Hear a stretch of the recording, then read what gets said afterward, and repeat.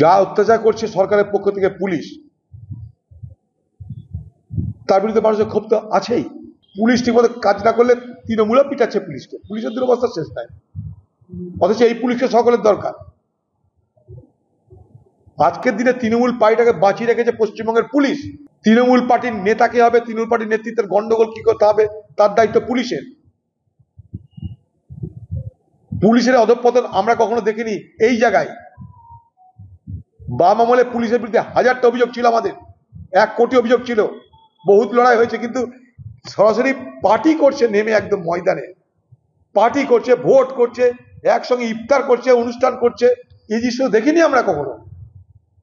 Police তো আর police নেই, তৃণমূলের ক্যাডার হয়ে গেছে ডাইরেক্ট, তৃণমূলের কর্মী হয়ে গেছে ডাইরেক্ট। তার জন্য তাদের বিপদ বাড়ছে। তারাই বা কি করবে? এদিক থেকে ওদিক করে চাকরি ট্রান্সফার, এই থেকে ওদিক করে তাদের বিপদ নেমে আসছে। সর্বত্র এক ভয় ভীতির বাতাবরণ তৈরি করেছে এই তৃণমূল সরকার।